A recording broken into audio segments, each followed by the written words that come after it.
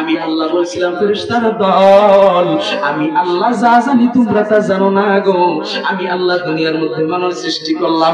এ ফেরেশতার দল তাকাইয়া দেখো, আমার বান্দা বান্দীগুলো দুনিয়ার মধ্যে আমি মালিকের জিকির করতেছি। আল্লাহু আকবার বলেন না।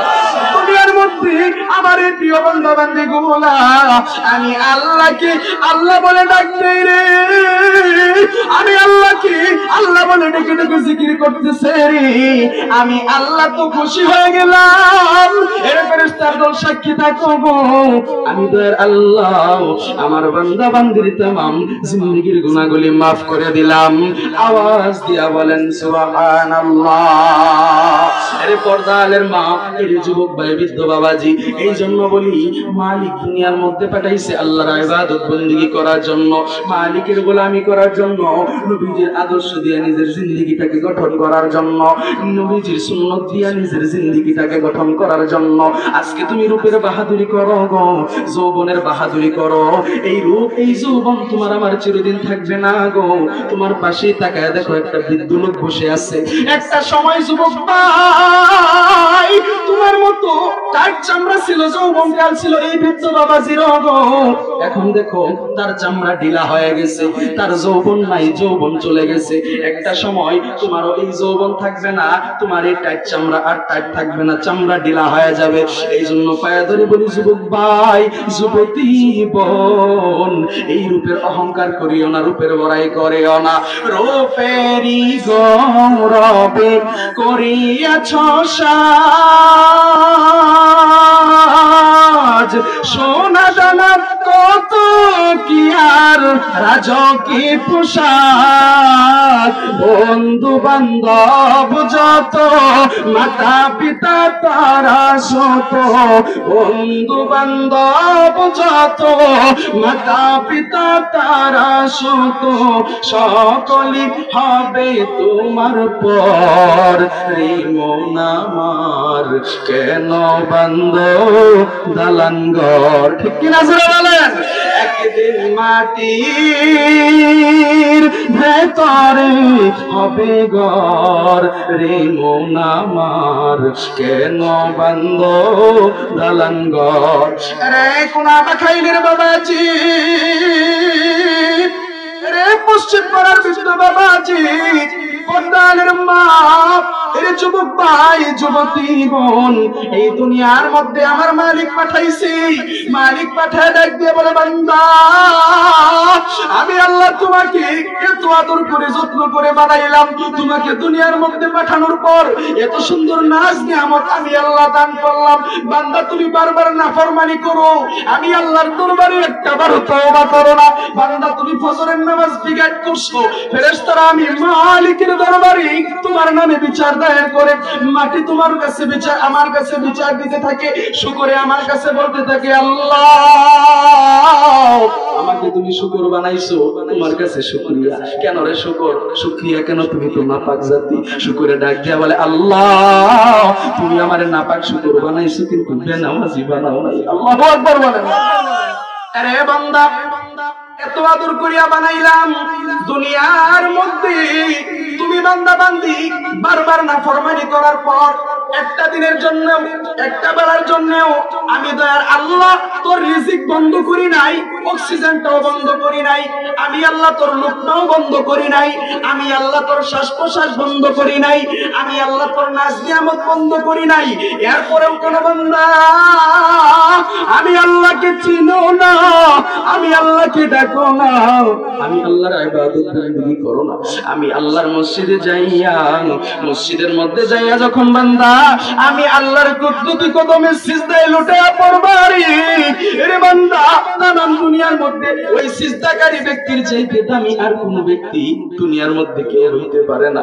এত আদর করে বানাইলাম, এত আদর করে দুনিয়ার মধ্যে আমি আল্লাহ তোমাকে পাঠাইলাম, বারবার নাজ নিয়ামত আমি আল্লাহ দান করলাম, এত নিয়ামত দান করলাম, বারবার নাফরমানি করার পরেও আমি আল্লাহ তোমার রিজিক নিয়ামত বন্ধ করি নাই। এখনো সময় আছে বান্দা, বান্দা, আমি আল্লাহ তোমাকে হায়াত নামক নিয়ামত দান করলাম, সময় আছে গো বান্দা, আমি আল্লাহকে ডাকো, আমি আল্লাহর দরবারে ফিরে আসো। আমি আল্লাহ রাব্বুল আলামিনের দরবারে যদি না আসো, তাহলে দুনিয়ার মধ্যে আমি আল্লাহ পাঠাইলাম আখিরাতের বাজার বানায়া।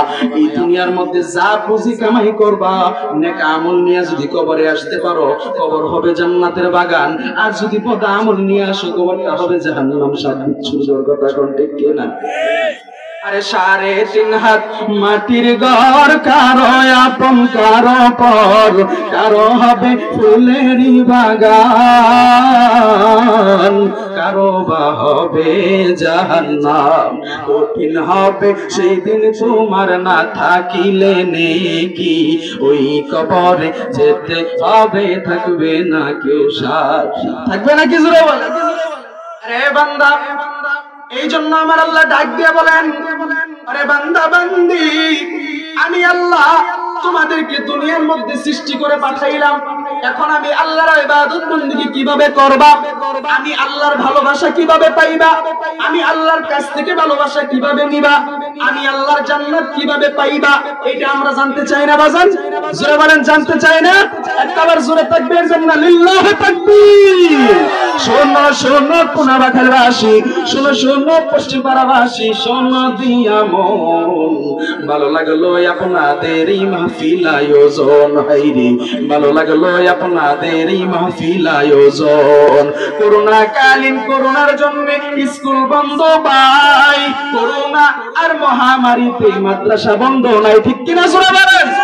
করোনা কালীন, করোনার জন্য স্কুল বন্ধ ভাই, করোনা আর মহামারীতে মাদ্রাসা বন্ধ নাই, হাইরে মসজিদ বন্ধ নাই, ওয়াজ মাহফিল বন্ধ নাই। আমরা সবই আল্লাহর গোলাম, আমরা সবই নবীর উম্মত, জান্নাতে যাইতে চাই। কারা কারা জান্নাতে যাইবেন, হাতে লারা দেন সবাই, হাতে লারা দেন সবাই, হাতে লারা দেন সবাই। দিন ইসলামের পথে চলবো, আল্লাহু আকবার বলেন সবাই। আরে কোনাবাখাইলের বাবাজি, আমার মালিক ডাক দিয়া বলে, বান্দা বান্দি গো, আমি তোমাদেরকে দুনিয়ার মধ্যে পাঠাইলাম, এখন আমি আল্লাহর ইবাদত বন্দেগী কেমনে করবা? আমি আল্লাহ রাব্বুল আলামিন যদি তোমাদেরকে না জানাই, তোমরা একা একা করতে পারবা না, জানবাও না, বুঝবাও না।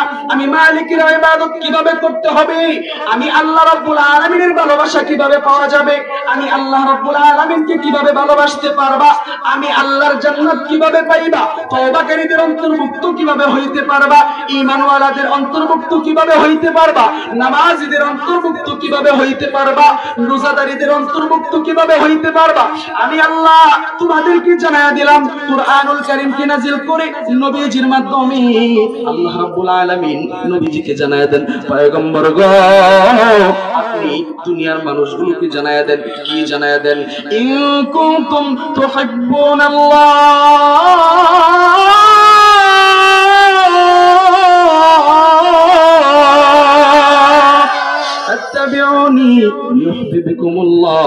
আল্লাহ রাব্বুল আলামিন জানায়া দেন, ও পয়গম্বর আপনি বলেন, দুনিয়ার মানুষগুলো যদি আমি আল্লাহর ভালোবাসা পেতে চায়, আল্লাহর ভালোবাসা যদি পেতে চান, আল্লাহকে যদি ভালোবাসতে চান, আল্লাহ রাব্বুল আলামিন ডাক দিয়ে বলেন, ফাত্তাবিউনি, তারা যেন আপনি রাসূলের ইত্তেবা করে, অনুসরণ করে। কার ইত্তেবা জোরে বলেন? প্রায় সময় এটা বলে থাকি। এবার আপনাদেরকে যেহেতু অনেক লোক সমাগম, অনেক সমাজের বাহিরের লোকজন এখানে আছে, ব্রাহ্মণ মাদ্রাসা মনে করবেন, কার ইত্তেবা অনুসরণ? নবীজির ইত্তেবা অনুসরণ। কার ইত্তেবা অনুসরণ? অর্থাৎ নবীজির সুন্নাত পালন দিয়া, নবীজির আদর্শ দিয়া নিজের জিন্দেগিকে গঠন করতে হবে। এখন আপনি আমি নবীজির সুন্নাত মানি না, আদর্শ মানি না, একটা যুবকের মাথার চুলের দিকে তাকাইলেই বোঝা যায় সে আদর্শ নবীজিরটা মানে না, আদর্শ আর স্টাইল মানে মেসি, রোনালদো, নেইমার আর শাকিব খানের। কথা কথা কি ভুল বললাম বাজান? জোরে বলেন, ভুল বললাম? কথা সঠিক, কথা বলে হক লাগে না ডক, সেই না কেউ করবে ফক। এই জন্য হক কথা লাগে তিক্ত, আপনাদের শুনতে হবে। যদি হজম করতে পারেন, ওয়াল্লাহি তাল্লাহি বিল্লাহি, আপনার নিয়ত যদি ঠিক থাকে, আল্লাহর কসম করে বলি, আপনার এই সঠিক নিয়তের কারণে এই মাহফিল থেকে বিদায় হওয়ার আগে আগে আপনার নিয়তকে কবুল করে আল্লাহ রাব্বুল আলামিন আপনাকে হেদায়েতের নূর দান করে দিবেন। তাহলে ইত্তেবা অনুসরণ কার? নবীজির। নবীজির ইত্তেবা ইত্তেবা অনুসরণ অর্থাৎ সুন্নতের আদায়ের মাধ্যমে, সুন্নত পালনের মাধ্যমে, নবীজির আদর্শ অনুসরণের মাধ্যমে, নবীজির আদর্শ দিয়া নিজের জিন্দেগিকে গঠন করতে হবে, নবীজির সুন্নত দিয়া নিজের জিন্দেগিকে গঠন করতে হবে। যখনই একটা বান্দা বান্দি নবীজির আদর্শ দিয়া, নবীজির সুন্নত দিয়া নিজের জিন্দেগিকে গঠন করবে, তখনই এই বান্দার ঘরে শান্তি, বাহিরে শান্তি, সমাজে শান্তি, রাষ্ট্রে শান্তি। যখনই একটা বান্দা বান্দি নবীজির সুন্নত মানবে না, নবীর আদর্শ দিয়া নিজের জিন্দেগিকে গঠন করবে না, তখনই দেখা যায় ঘরের ভিতরে হরিবর মধ্যে মিল নাই। কথা বলেন, স্বামী স্ত্রীর মধ্যে মিল নাই। কারণ কি? বেনামাজির সংসার। শয়তানে তো সবসময় গুছাইতেই আছে কোন সময় সংসারটা ভাঙা যায়, এই চেষ্টাতেই শয়তান আছে, ওই খালি চেষ্টার উপরে আছে। কিন্তু আমরা শয়তানকে সুযোগ করে দিতেছি কিভাবে? নবীজির সুন্নত মানি না, আল্লাহর কোরআন পড়ি না, নামাজও পড়ি না। আমরা ঘরের ভিতরে এখন তো আর টেলিভিশন লাগে না, শয়তানের বিশাল বড় এক বাস্কু ঘরের ভিতরে টানানো থাকে। আর এখন শয়তানের বাস্কু ঘরের ভিতরে লাগে না, ওই 32 ইঞ্চি 26 ইঞ্চি এখন 6 ইঞ্চি মোবাইলের ভিতরে সব বিকে গেছে। কথা কোন ঠিক কিনা? আর মসজিদে আজান দিলে পরে নামাজের সময় আমরা মসজিদে যাব না, মসজিদের সামনে দিয়েই যাব। ওয়াজ মাহফিলে যাব না, ওয়াজ মাহফিলের গেটের সামনে দিয়েই যাব। আজান হইলে পরে যায়া মসজিদে আসেন না, বাজারে একটু নামাজটা পড়ি, না মনটা খারাপ। আরে বাবা, তোমার মনের সবচেয়ে বড় ওষুধ হলো নামাজ। নামাজটা পড়ে দেখো, কোরআন তেলাওয়াত করো, না হলে শোনো, দেখবা তোমার হৃদয়ের মধ্যে প্রশান্তি চলে আসছে। ঠিক কিনা জোরে বলেন? আর নামাজের সময় নামাজে আসবে না, বাজারে যাইয়া চায়ের স্টলে বসে টিভি সিনেমা দেখবে আর চা খাইবে, বিড়ি সিগারেট খাইবে, পায়ের উপরে পা তুলে। কথা বলেন ঠিক কিনা?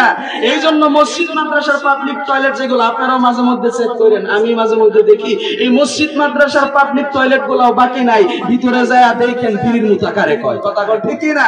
এই জন্য আমি মাঝে মধ্যে বলি, তোরা দেখ দেখলে চাহিয়া বিড়ি করে বিড়ি টানে টয়লেটে যাইয়া। ঠিক কিনা জোরে তো? আমি নিজে প্রমাণিত। কিছু ওয়াজ আর কিছু ওয়াশ এগুলা করা লাগে, বলা লাগে উদাহরণ স্বরূপ, না হলে বুঝবেন না। আপনারা কি কষ্ট পাচ্ছেন বাজান? এজন্য দেখেন আমার দিক তাকান, কবি যে বলছে শুধু শুধু বলে নাই, বাস্তব প্রমাণ নিয়ে বলছে, তোরা দেখ দেখতে চাহিয়া বিড়ি করে বিড়ি টানে টয়লেটে যাইয়া। আরে বাস সিএনজি উঠলে গাড়ি এমন জোরে টানে বিড়ি টানে না। চ্যাংরা ফোলা মুরব্বী বাবাজিরা বসা থাকে, মা বোনেরা বসা থাকে, ওলামায়ে কেরাম থাকে। দোকানের মধ্যে যাবে বাবার বয়সী, দাদার বয়সী মুরব্বী দোকানদার, চ্যাংরা ফোলায় যুবক মানুষ যায় বলবে চাচা। চাচা দোকানদারের মনটা তো ফেরে জুড়ে গেছে, এমন ভদ্রঘরের সন্তান আমি তো দেখি নাই। যে ডাকটা দিছে আমার আপন বাতি যাইব, ডাকটা যায় না। কথা কোন ঠিক না? ডাক দিছি, কো চাচা। বাজান বলো, চাচা একটা স্টার দিন। কি দেন? স্টার দেন। চাচা তো ব্যাগ খুলে গেছে পরে, ওই কইলো কি আর করলোটা কি? এই জন্য বলি, সিএনজি উঠলে গাড়ি এমন জোরে টানে বিড়ি, সিএনজি উঠলে গাড়ি এমন জোরে টানে বিড়ি গো, বাথরুমেতে টানলে নাকি বেশি মজা পাই। ঠিক না জোরে কর? আরে বাথরুমেতে টানলে নাকি বেশি মজা পাই। তোরা দেখ দেখতে চাহিয়া বিড়ি করে বিড়ি টানে টয়লেটে যাইয়া। আল্লাহ যেন এই সমস্ত কুরুচিপূর্ণ বেয়াদবিমূলক কাজ থেকে আপনাকে আমাকে সকলকে হেফাজত করেন, হেদায়েত দান করেন। সবাই পড়ি আমিন, আরো জোরে পড়ি আমিন। এই জন্য আদর্শ মানতে হবে নবীজির। কার আদর্শ? জোরে বলেন। নবীজির আদর্শ দিয়ে নিজের জিন্দেগিকে গঠন করতে হবে। রে পর্দার মা, যুবক ভাই, বৃদ্ধ বাবাজি, এইবার দেখো চক্ষু দুইটাকে মোমের মতো নরম বানাইতে পারো কিনা, অন্তরটাকে পাথরের মতো আর শক্ত রাখো না। আজকে তুমি দুনিয়ার লোভের মধ্যেই পড়ে আসরে বান্দা, একটা বড় চিন্তা করলা না যেই নবীকে আল্লাহ স্বয়ং ভালোবাসতে বলছেন, ওই নবীজিকে ভালোবাসা ছাড়া আল্লাহর ভালোবাসা পাওয়া যাবে না। আজকে তুমি ওই নবীজির আশিক হইতে পারলা না, ওই নবীজিকে চিনলা না। যেই নবী দিনের পর দিন না খাইয়া পেটের মধ্যে পাথর বাঁধছে রে ভাই, ওই নবীর প্রেমে তুমি মনটা না মজাইয়া কার প্রেমে মনটা মজাও গো। আমার নবীর সুন্নত দিয়ে নিজের জিন্দেগিটাকে গঠন করো গো। আমার নবী কত কষ্ট করছেন, কত কষ্ট করছেন দিনের দাওয়াত দিয়া। আমার নবী একদিন বাড়ির দিকে রওনা হইল, আমি এবার মদিনার দিকে চলে যাচ্ছি।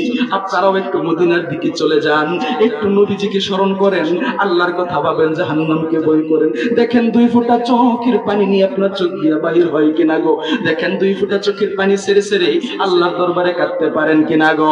এই জন্য বলি পাথরের মতো মনটাকে আর শক্ত বানায় রাখেন না, পাথরের মতো চক্ষুটাকে আর শক্ত বানায় রাখেন না, মোমের মতো নরম বানায় দেন। হে রাসূল তোমায় ভালোবাসি অন্তরে শুধু মুখে না, জান্নাতের আশায় নয় হে রাসূল, জাহান্নাম কেউ ডরি না।